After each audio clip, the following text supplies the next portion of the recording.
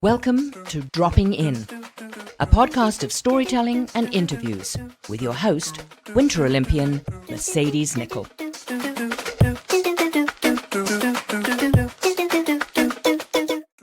Thank you so much for dropping in today. This is Series 15, and today we're recording on February 2nd, 2026. I can't believe it's 2026 already.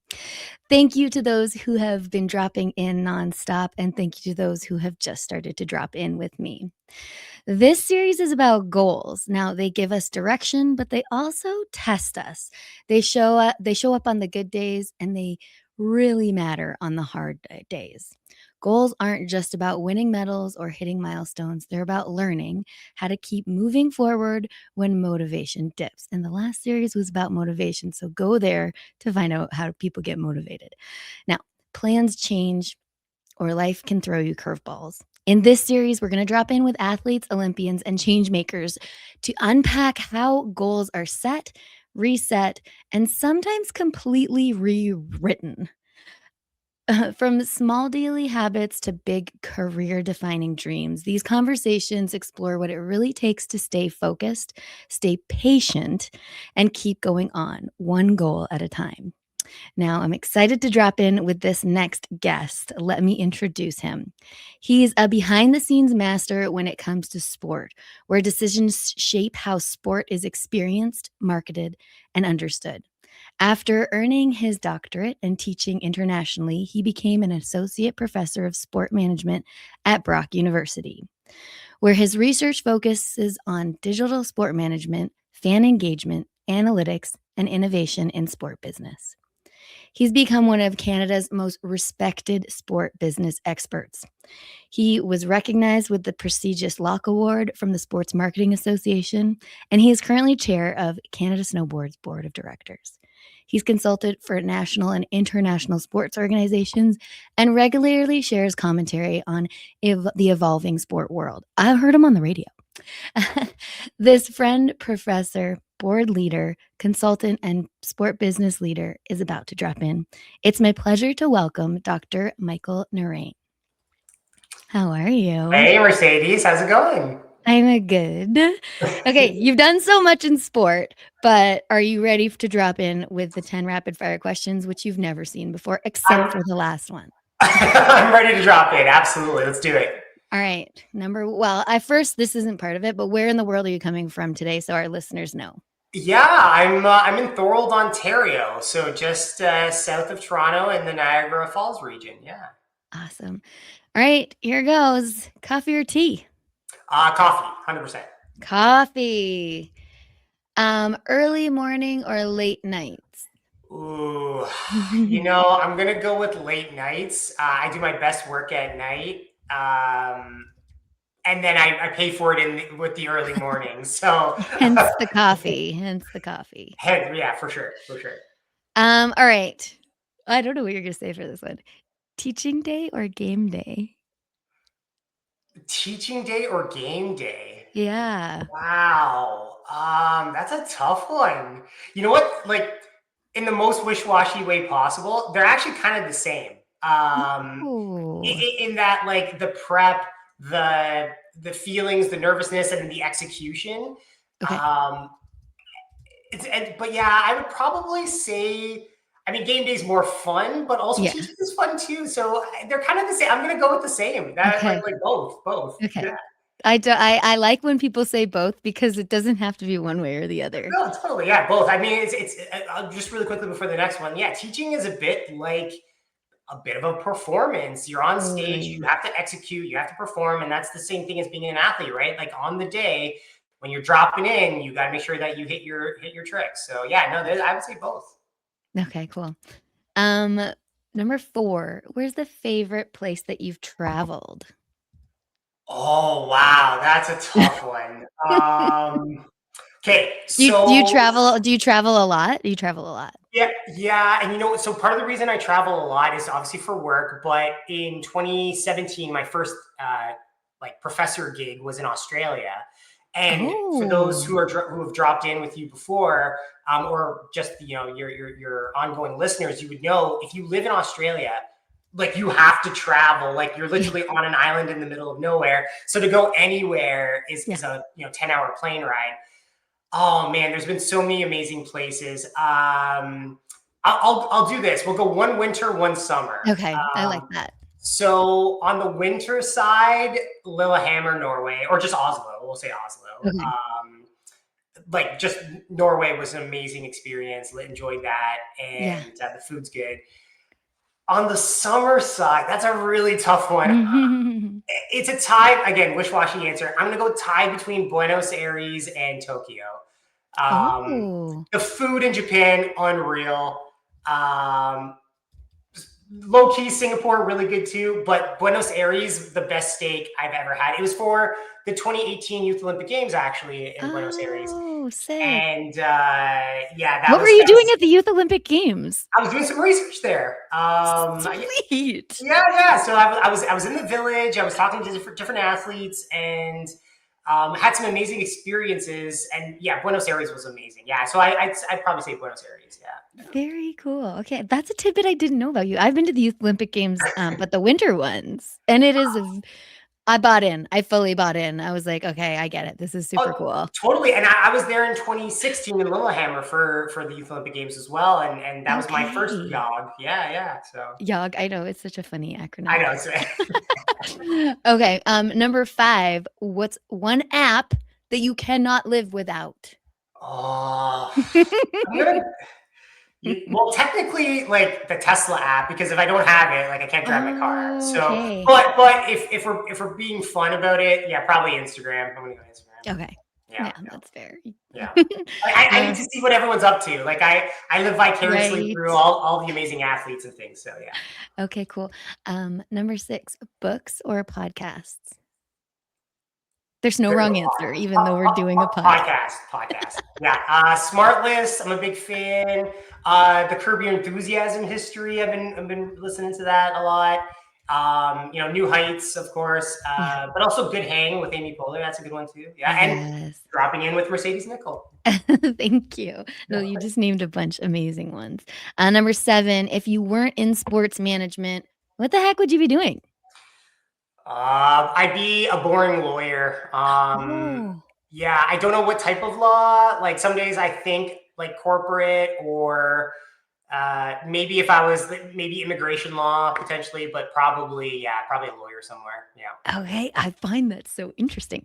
Number 8, what's the best advice you've ever been given? Ooh, the best advice I've ever been given. Oh, that's a tough one. I think ultimately, everyone, a lot of people say this, I should say, not everyone, but a lot of people will say this, but over time, just hearing it from different sources, but just being yourself. I think that was an important piece of advice, and just leaning in on who you are rather than trying to be something that you're not. So yeah, that's a good one. Yeah. If you know who you are.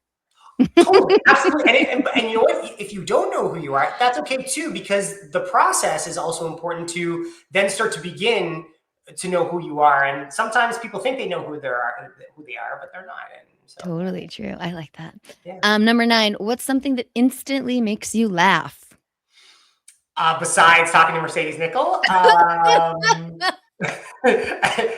grabbing beers and having a good time, I would say something that instantly makes me laugh. Watching like Always Sunny in Philadelphia or Curb Your Enthusiasm, like just knowing that there's going to be some amazing, hilarious joke. Like it's going to make me laugh. Like it could be a clip. I'm doom scrolling. As soon as I see that, I'm like, this is going to be hilarious. So yeah.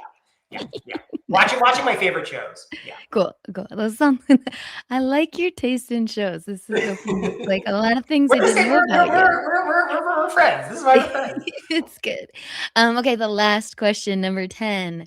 When a goal feels far away or starts to change, what's the one thing you remind yourself to stay committed? Yeah, that's a tough one. And you gave this to me in advance, just so that the listeners know. And it's still tough. I would say, and again, the academic answer is always trust the process. Whether you believe in faith or karma or you don't believe in any sort of deity or whatever the case may be, but just trust the process. Things work for a particular reason, and particularly when you have a strong plan and an ability to execute, and to foreshadow what you'd like to see. And sometimes it doesn't go your way, but trusting in the process is the most amount of control you will have over goal attainment. So crazy. That's I can't wait to hear like more of what other people like. We have an author coming on. Okay. She'll be right. And I'm excited to hear like all these different perspectives, not just athlete perspectives. So trusting the process, that's really cool. Well, and really quickly before you move on, like, and that's like an athlete term, right? And now when I'm going to say that I'm an athlete, but like wasn't a very good one. As you can see, the helmet's behind me, and I certainly wasn't an Olympian. But we talk about that term a lot, like trusting the process. But what I would, again, just to land the plane, I think it's important that when you're dealing with goal attainment, like there's so many variables at play, but the one variable you can control are the things internally within you, your mindset, your emotions, your physical readiness. And so if you do those things and you trust in the process, there are going to be, I'm going to call them external variables, but there'll be external variables that you can't control. There's no sense getting wrapped up into them and letting them, kind of avalanche all over you. Ultimately, you just need to trust in the process and be content with what you're putting out there, and just let the rest unfold as it may. I love that. It's very cool. Very well thought out. That's the rapid fire. You completed it. I try to do it very rapid too, in rapid fire succession. So don't worry. It's never rapid. It's so everyone gets to know you a little bit more. Now I found out that you went to two youth Olympics. We have a lot more to talk about. I want to unpack goals a little bit more in the sense of, yes, trust the process, but how you have a doctor in front of your name. Like, how did you come to that fruition, and how did you set that goal? Yeah, it's a great question, because that, I didn't grow up, thinking like I wanted to be a professor. When you come from the background that I do as a brown kid, it's sort of like you got three options: engineer, lawyer, or doctor. Oh. And now I tell my mom, yeah, I'm a doctor. And she's like, not the one I wanted you to be. Oh. And I'm like, Mom, never enough. I'm like, Mom, PhDs are doctors. And she's like, you know what PhD stands for? I'm like, no. She's like, pretty huge disappointment. Oh my God, Mom. No. She says that in jest. Yeah, maybe there's like an element of truth to that. But no, in all seriousness, I think, for me, you asked the question in rapid fire, what would I be doing? My goal was to be a lawyer. I kind of, geared myself. I'm very argumentative. I speak well, in a certainly I'm not objective in this manner. I'm biased here, but I think I speak fairly well, and I can argue. I can articulate an argument and reason with it. And so I had plans for that. At the same time, I loved business. I was really good at business. I was the president of my business club in high school and all that sort of stuff. And I was athletic. Again, not Mercedes level athletic, but I played baseball, volleyball. Those were my two key sports. And then later on in life, lacrosse, as you can see the helmets behind me. But I was going to ask what helmets those were in the back. So for our listeners, he's got two helmets right behind us on these shelves. And I'm like, I'm not certain what those helmets are. Yeah, those are lacrosse helmets. Lacrosse. And I played lacrosse at the University of Toronto. That's that helmet there. Okay. And then when I was doing my doctorate at the University of Ottawa, I played lacrosse there as well. So, but just to tie a bow on the conversation, when I was in my undergrad at the University of Toronto, again, playing lacrosse, a new sport. So I picked it up in my first and second years. Eventually made the team in my third year after training with the team for a couple of years there. Yeah. And I knew I was working in the sport industry as well. I was working at the Rogers Centre in Toronto, and all my assignments, I would always come back to sport. I always wanted to just write about sport, do sport, talk about sport.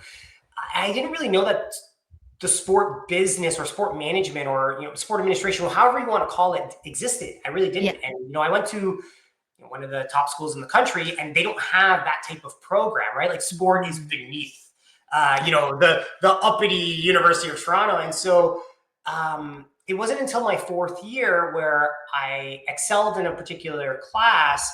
And the professor, who was a PhD student herself, had recommended, hey, have you thought about looking into this further? Like, you did a really good job on the project. And ironically, it was, just to bring it full circle with you, it was a paper on the 2010 Olympic Games and displacing Indigenous peoples and homeless peoples and in the Vancouver area. Yeah. And again, nothing necessarily to do with what I do today, but it was just something at that time that I wrote about.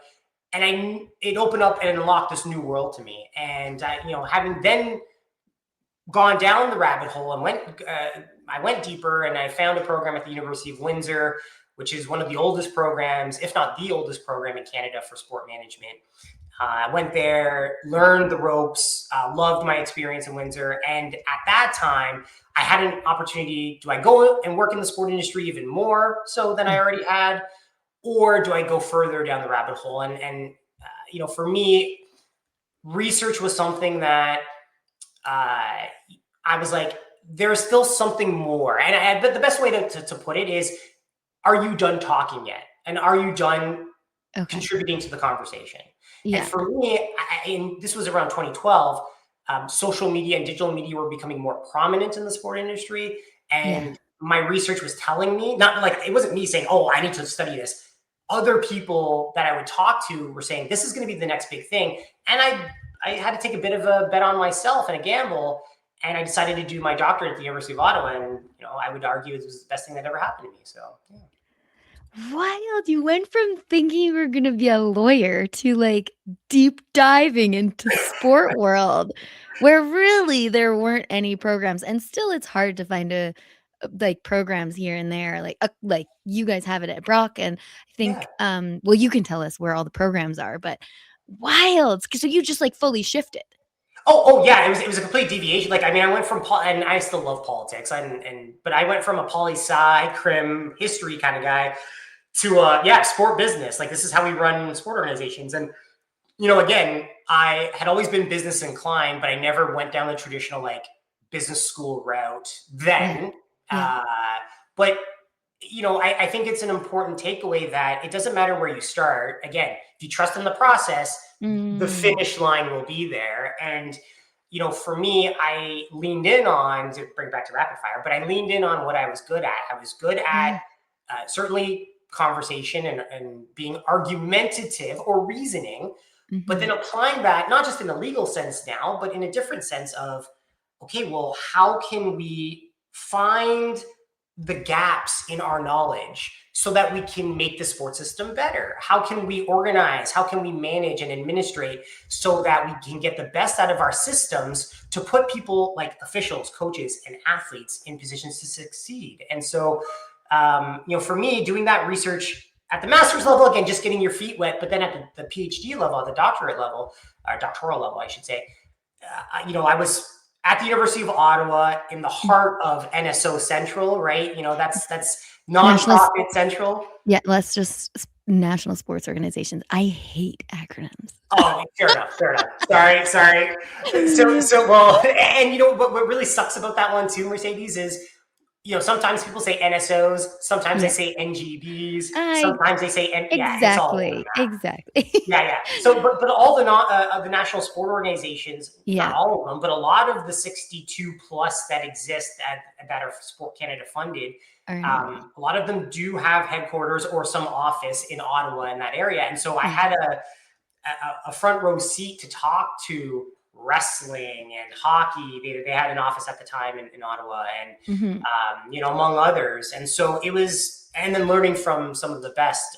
Dr. Melina Perron was my advisor, and so and even from a coaching side, oh gosh, I'm going to blank on the name now, but the University of Ottawa was just great for having some really smart people in the sports system. Yeah, so that's you were in the heart of it, man. Yeah, for sure. Yeah.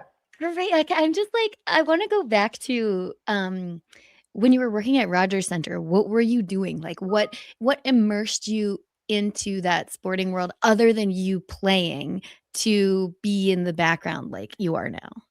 Well, I mean, listen, I think growing up in, I'm from Toronto, born and raised, and when you Loved sport, as a kid. You're at that time, I was born in the 80s, and then, watching sports in the 90s, of course, and 2000s. You go, well, at that time, men's professional sport, Blue Jays, Raptors, Leafs. Thankfully now we've got women's professional sport to cheer on as well. The Tempo and the Scepters, etc. So at that time, it was like, okay, well, working at Rogers Center, this would be an amazing opportunity to see cool stuff. Yeah. And ironically, I'll fast forward and then come back. But, my mission, the reason why I wake up every day is to do cool stuff with cool people. Am I allowed to swear on the podcast, Mercedes? Or are we? You can, yeah. Okay. PG-13. I like doing cool shit with cool people. And so, for me at that time, I didn't know that was my mission, but I just wanted to experience things. Yeah. Growing up with the background, wasn't rich, didn't get an opportunity to do cool things like snowboard or, travel the world, so yeah, an opportunity like that where, hey, we want you to work as an event services person. I was like, sure, whatever. And I got to see some amazing things. I worked Argos games. I didn't work Blue Jays games, but I worked a lot of concerts, Disney on Ice, that sort of thing. But, concert wise, I saw U2. I've seen AC/DC like 100 times. Wait, let's just, you got paid to. I got paid. Yeah. I did that. I got paid to see them. Actually, the craziest concert I ever worked, Mercedes, was the Jonas Brothers. Oh. That was, so they had a K-pop group open for them, and they were I don't know who they were, but they were popular. Then Jordan Sparks, I don't know if you remember her name, but she was the next act. And then the Jonas Brothers came out. And I remember, just really quick, I'll tell this story and then I'll pass it back to you, is the Jonas Brothers were very interesting to work with because, now again, I was a lower level individual, but I still had to do things. The Jonas Brothers brought a fire truck into the arena, into the stadium. And they literally took the hose of the fire truck, and so it had water in it, and they were like spraying everyone in the audience with this fire hose. It was very phallic. It was very Got it. Right.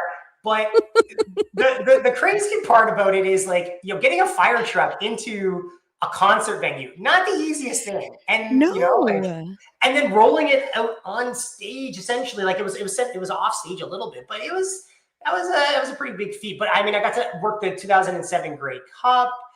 Lenny Kravitz did the halftime show. So I got to see some amazing things. And that really, I think, was that ember, that fire of working in sport. There's a lot that goes on as we know, there's a lot of tired days, but it's really cool at the end of the day. We could be in other industries where, we malign, I'm putting stuff into a box and, take it up and, whatever. Totally. You're going to see different things on different days. It's so intangible, and it is about the experience. We're in an experience industry. The experience of an athlete changes from event to an event. The experience of an administrator changes from an event to an event. And so just being able to meet new people, go to different places and see new things, that was just super cool to me. So sick. That's really cool. I mean, that gives a lot more insight as to why you kept going, I think. And then why did you set this goal of being a doctor and all of this and becoming a professor? Yeah, I mean, at that time, I think values wise, you could definitely say, look, it provided a bit of ultimate stability. Maybe I was thinking, this would be some sort of rich elitist title, blah, blah, blah. And there's probably some argument to that. But fundamentally, again, hindsight's 2020. So I mean, it's easy for me to say this now, but if you dissect the situation, education, which had been instilled in me from when I was a young individual, is something that no one can ever take away from you. I think particularly now in 2026, when I agree, it's crazy that's already February 2026. But the fact that when you go to school or you're in a educational institution of whatever sort, having a degree or having a diploma or having a certification, those are things that no one will ever be able to take away from you. You could work for an organization for 15, 20 years, and then a restructuring happens, a reorg happens, and here's your severance package, bye, thanks, nice knowing you.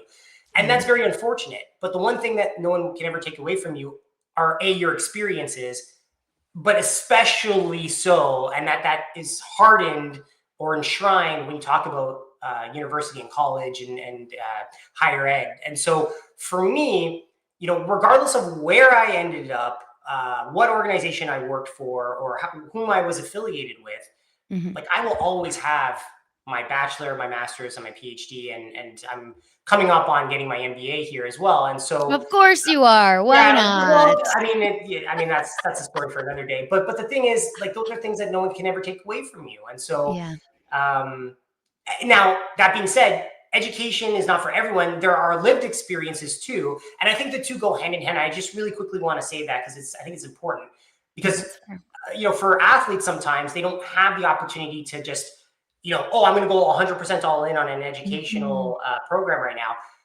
But when you take the in-class textbook type stuff, you take that academic learning, but you add lived experience.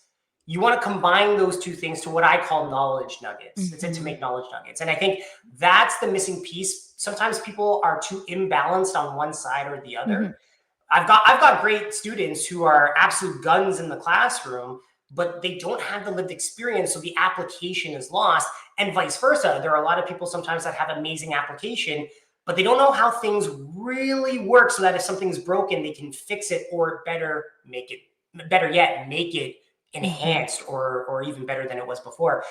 You need to have both. It doesn't need to be a perfect 50-50 balance, but you need to have both of those sides of the coin. Yeah, I like that. I like that a lot. I want to just touch on, like, you sit on the Canada Snowboard Board. Can we, like, in a short way, a lot of people don't understand, like, people are like, oh, you sit on these boards, what does that mean? And I'm like, well, it's actually like a lot of work. Is there a way you can describe sitting on a board quickly? And then we'll talk in, like, goals with that, and then also your goals as a professor. Totally. Okay. So I'll do my best in like 2 minutes or less. So the best way before we even get to the board part, everyone listening needs to remember that there are two parts to an organization: the operations and then the strategy. Sometimes that feels like they're one and the same, but they're not. The strategy is set by the board. The board are elected individuals. They're not appointed. They're not hired by anybody. They're voted in, regardless of if it's the provinces or members or whomever the situation may be, but they are elected to serve as the strategic leaders. They set the guardrails. They set the overall direction. Best way to put that is we want to go from point A to point B. How to get there in the car from point A to point B, that's operational. So whether we take Main Street or whether we take this cutoff or that, if we go 100 kilometers an hour or 80 kilometers, that's an operational task. That's all the minions at the lower level, including the CEO and the C-suite, who make those operational decisions.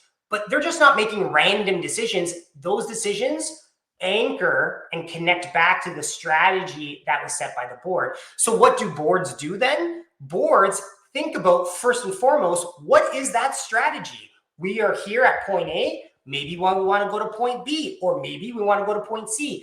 Having those types of conversations are important because it sets the direction for the operations team.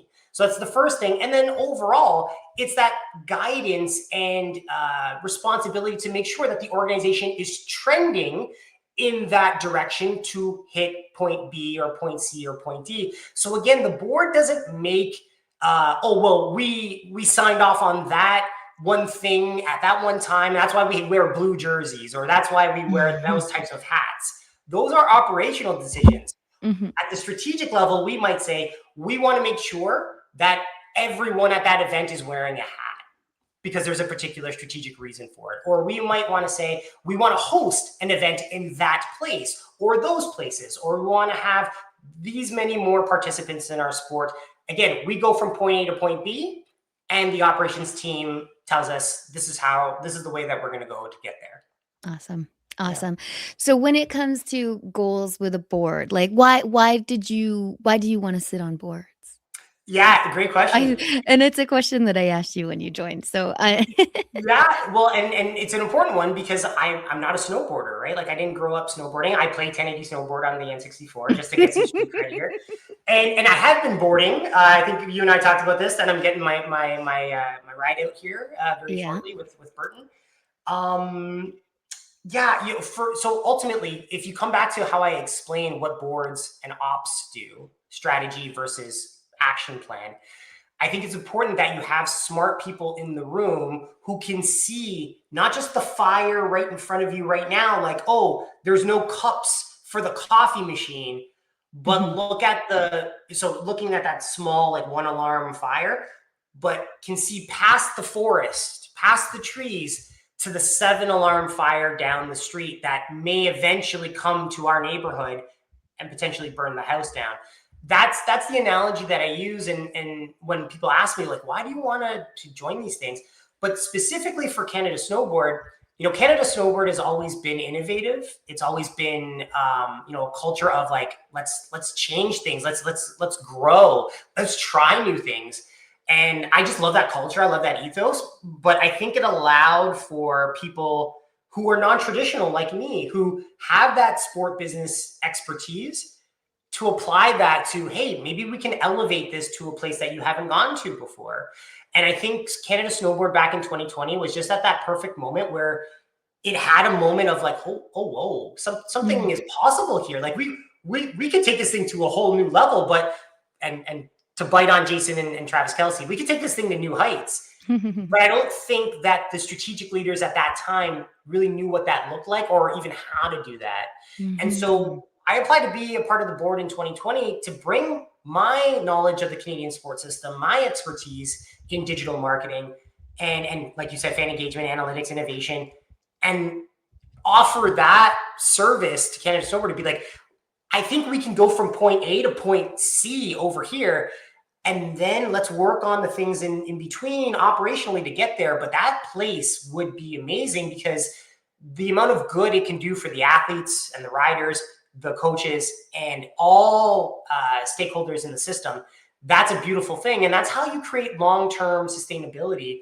If you keep doing the same thing that you've been doing over and over and over again, that's literally the definition of insanity. But the unfortunate reality is in the Canadian sports system right now, if you keep doing the same old, you're not going to be around for the next 10, 15, 20 years. And so you have to try to do things a bit differently if you want different results. I love that. And so sometimes our goals, we can get in something so deep and so granular in a board setting that we kind of forget why we're there. So do you find that it's, like, important to go back to the goals that you had set out in the first part of being on the board? And just strictly talking about board stuff now, but and not losing that focus and bringing it back around? Yeah, I think, oftentimes you can get that mission drift or goal drift, you want to call it that you went in with a certain set of goals or ideals. And as you get in the weeds, it's very easy to get granular and sucked into the old system. I think it's important to break up goals, though. Like, and you and I did this, as part of the board team, is, we need to have not just a gigantic set of goals and put them all in the same pot, because there are different types of goals. There are short-term goals, there are medium-term goals, and there are long-term goals. You're not going to get to your long-term goals by tomorrow, right? That's the definition of a long-term goal. It's going to take time.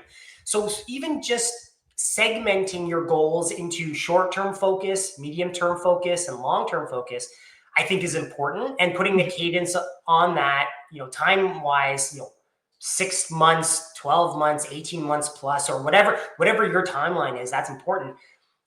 And when you start to get in the weeds a bit, to refocus and I'm going to use business speak here, but to level set and say, is this a short-term, medium-term, or long-term? And is this the time that we should be talking about the short-term, medium-term, or long-term? Because sometimes you're talking about short-term stuff, but it's actually a long-term conversation that we're having right now, or vice versa. And so, I think it does happen, that mission creep or goal drift. But also remember, Mercedes, that goals will change. I think that's important too. And it's okay for goals to change. It shows personal and professional growth and development. And sometimes the goals that you've set, I'm going to use a really crass term here, but sometimes, even for athletes or administrators, sometimes you sandbag your own goals. You're like, Oh yeah, my goal was to, be on the FIS circuit. Okay, well, like, you were there, right? Like you went to events and you did stuff. Like, cool. Yeah. At some point, you need to evolve your goals, but it's important to evolve them in a meaningful, intentional way, and not let the weeds cloud you too much from achieving those goals. I totally agree, and I see that with your whole career as to where it's taken you, from not from the beginning, because we haven't touched on that, but from you being in university, and then it sounds like finding your passion in Totally. sports, and then just jiving with that. And I think that's like this all has to do with it doesn't have to be whether we're sitting on a board or an athlete or a business person. It's for anyone. Like goals should be set for everyone, though sometimes they're cringy and challenging and very, very long term. The short goals that you were just talking about, I think one thing in my story is we don't take enough time to reflect and think about all those tiny short term goals that we did achieve because we're still always striving for that long term goal. So Totally. taking a moment, and not everyone gets a PhD or a doctorate in front of their name to be like, oh yeah, I did that, you know? Totally. Well, and listen, not everyone gets an OLY after their name either, right? So let's just make that point. But Mercedes, I think it's really important too, because I know, like you mentioned off the top, that this series is talking about goals. Remember that goals come after, and if there's anything that anyone takes away from this conversation, I hope it's this: that the goals come after some important pieces. And I did drop this in our episode today. Yeah. That my mission is to do cool shit with cool people. Yeah. Every sport organization, every organization on planet Earth has a set of mission, vision, and values. The mission is, without getting too existential today, because it can get very personal, and won't get into the why do I live every day, but from a professional standpoint, let's just stick with that. Why do I wake up to work in the sport industry, or why do I wake up to do this thing in the sport industry, whatever it is for you? Yeah. That mission is your raison d'etre. It is your reason to be. It is the reason you wake up every day. And so, and I explain that to my students sometimes, that, listen, there are going to be days when you're working till midnight. You leave the stadium or arena at 2:00 in the morning, or you leave the hill at like 3 a.m. and you're driving home. There was one snowboard event where, some of our staff got hit by a car at 2:00 in the morning, right? Like a totally crazy event. Yeah. So you never know what's going to happen, but everyone will have a different purpose, but what is your purpose? And I think that's an important foundational piece to then build a long-term vision. Where do you see yourself, like when you're Thanos 20, 30 years from now, sitting, retired, with the glove, when you're looking back on like all the things you accomplished, like what does that look like for you? And then the last thing is, what are your set of values, your 3 to 5 core pieces? And that's different for everybody. For some people, it's like, I want to make money. I want to be the best, which is totally fine. But some people value family. Some people value integrity. Some people value excellence. I value excellence.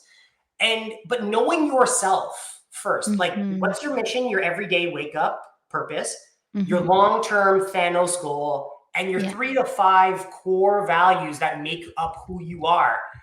Those will help drive your goals. And so even before just trying to get into that goal setting, like, oh, well, my goal is to win an Olympic medal, or my goal is to, be the best board member of all time, or like whatever a person's goal is, they should always be anchored back to, well, do they align with my values? Do they align with my long-term vision? And do they align with my mission? And if they don't, then you're just doing shit for the sake of doing shit and not actually being true to who you are. It's true. So, yeah. I will tell you that the vision for dropping in is to laugh, listen, and learn from real experiences. And I think that we're doing that. But to get there, I also had to figure out what were my values and what did I want people to get out of this. And I mean, if one person learns one tidbit from today, I'm happy because I've learned a vast amount of things from you. And we could talk forever and ever, but I want to be mindful of your time. And I want to just bring it back to the answer that you had for the question is always trust the process. And that's exactly what I took away from your whole career as to where it is right now. And I think that's just very, very, very cool. Um, you pretty much rewrote your goals. You saw what you were good at and you ran with it and trusted the process. I think a lot of people could probably relate to that. I know that I can relate to that. I was good at snowboarding and it snowballed into becoming a 4-time Winter Olympian, something that I never foresaw, but it came at me and I took it. And those goals became more and more. I was like, yeah, I'm going again. Yeah, I'm going again. So even in the business world, even the academic world, very, very cool to see the alignment there. And a lot of people probably can't see that being an athlete.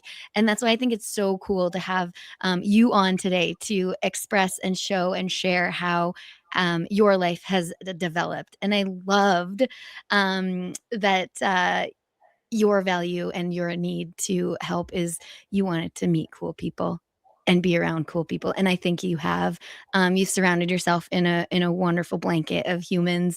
And I only assume you're getting more and more in your courses because Lindsay Smith was in your course and I worked with her at Athletes Can. So like I'm driving with people that you've been teaching and it's all very, very cool.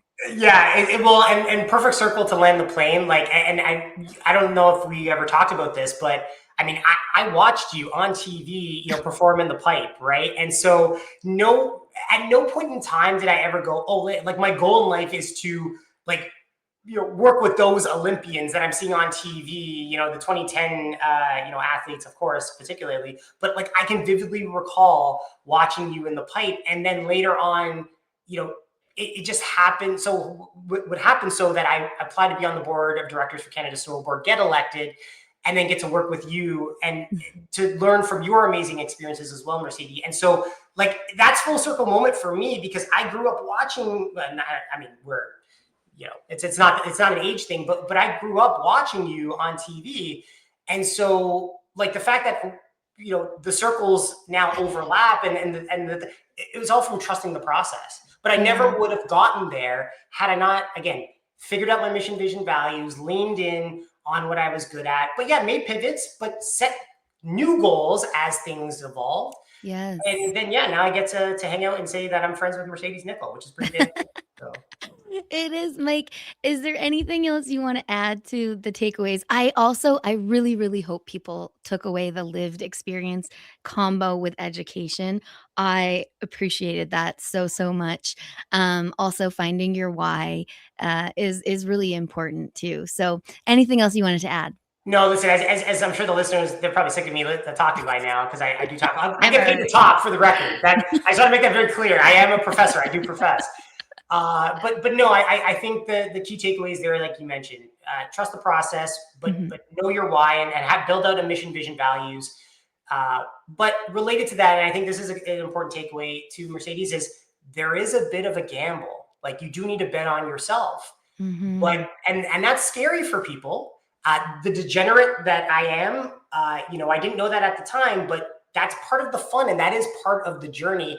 Sometimes you make a bet and it hits, and sometimes you make a bet and it doesn't hit, and you just move on. But that is what makes life, in my opinion, worth living, and particularly working in the sport industry. Take some bets. Sometimes you're going to win, sometimes you're going to lose, but hey, trust the process and, it'll work. That's so awesome. Mike, where can people find you online? Yeah, so I'm still on X because I like to do that to myself, at Mike Naraine. Also on Instagram at Mike Naraine, on LinkedIn, Michael Naraine, I believe on LinkedIn. Actually, no, LinkedIn.com/Mike Naraine. Awesome. But you can also just like Google Brock University, Mike Naraine, it'll come up.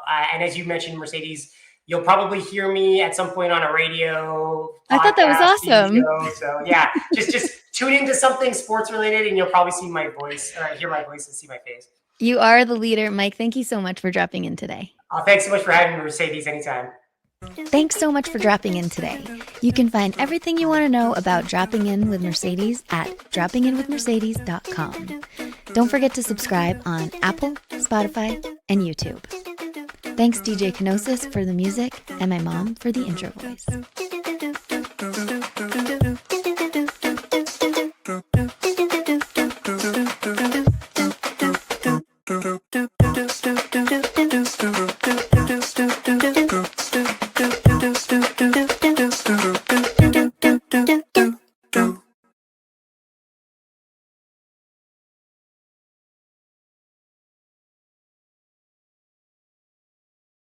Thanks so much for dropping in today. You can find everything you want to know about Dropping In with Mercedes at droppinginwithmercedes.com. Don't forget to subscribe on Apple, Spotify, and YouTube.